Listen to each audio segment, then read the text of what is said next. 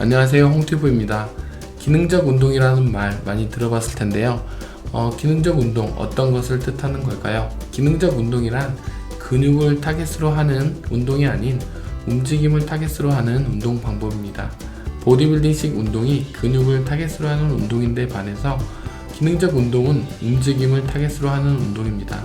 쉽게 말해서 근육을 타겟으로 하는 보디빌딩식 방법은 스미스 머신이나 레그 익스텐션 같은 기구를 사용해서 한 가지 근육을 고립시켜서 운동하는 방법입니다. 그래서 복합 운동인 스쿼트를 할 때에도 하나의 근육에만 집중해서 운동을 합니다. 반면에 기능적 운동 방법은 예를 들어 스쿼트를 할 때 잘 쪼그려 앉을 수 있는 움직임을 훈련하고 이를 통해 쪼그려 앉기인 스쿼트와 관련된 근육을 발달시키는 방법이라 할 수 있습니다. 물론 런지와 같은 다른 운동을 통해서 다양하게 근육들을 발달시킬 수 있습니다.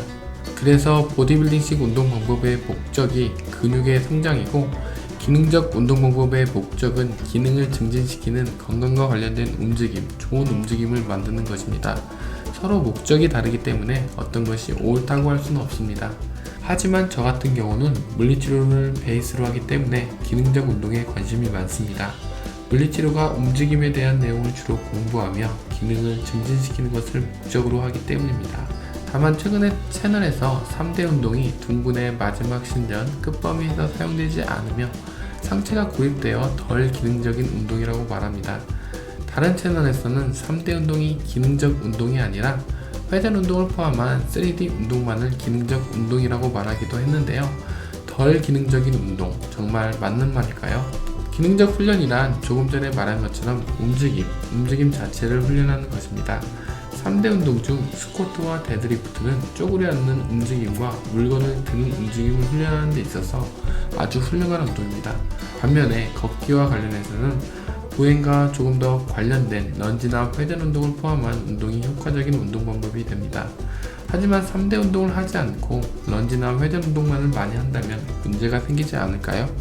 예를 들어서 허리 통증을 예방할 수 있을까요? 반대의 경우는 어떨까요? 오히려 반대의 경우, 그러니까 3대 운동만 했을 때 허리 통증을 예방하는데 더 좋을 거라 생각됩니다. 런지나 회전 운동을 포함한 운동이 더 기능적이고 3대 운동이 덜 기능적인 운동이 아닙니다. 3대 운동이 왜 3대 운동이라 이름이 붙여졌을까요? 좋은 운동이라 그렇습니다. 3대 운동을 통해 대부분의 근육을 가장 효과적으로 키울 수 있기 때문입니다. 근력 및 컨디셔닝 교재에서는 플라이오메트릭, 그러니까 파워 운동을 하기 위한 기본 힘을, 기본 근력을 3대 중량으로 측정하기도 합니다.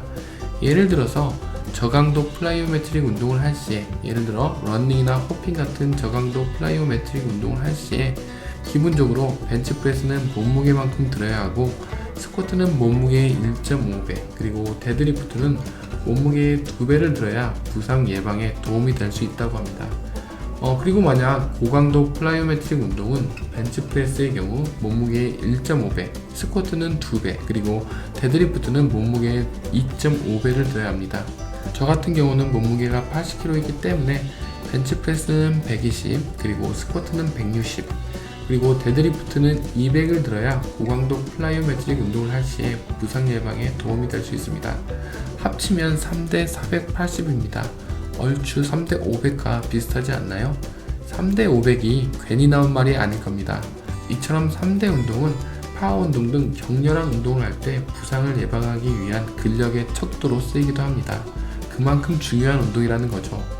물론 다른 운동도 같이 해야 하는 것이 더 좋긴 합니다만 그렇다고 3대 운동이 덜 기능적인 운동이 아닙니다. 오히려 제대로 한다면 가장 좋은 기능적 운동 중 하나라고 할 수 있습니다. 3대 운동 제대로 하고 나서 열심히 합시다. 3대 운동을 주로 하면서 다른 채널에서 말했던 3대 운동의 단점을 보완하는 운동을 한다면 예를 들어서 상체 고립을 피하기 위한 한팔 운동과 대둔근의 마지막 신전을 위한 운동이 포함된다면 아주 좋은 운동 프로그램이 될 것 같습니다. 상체 고립을 피하기 위한 한팔 운동에는 덤벨이나 캐틀벨을 이용한 한팔 프레스 등을 할 수 있겠고요. 대둔근의 마지막 신전을 위한 운동은 워킹 런지 등이 포함될 수 있습니다. 감사합니다. 궁금하거나 질문 있으시면 댓글 부탁드립니다. 다음에 다시 뵙겠습니다.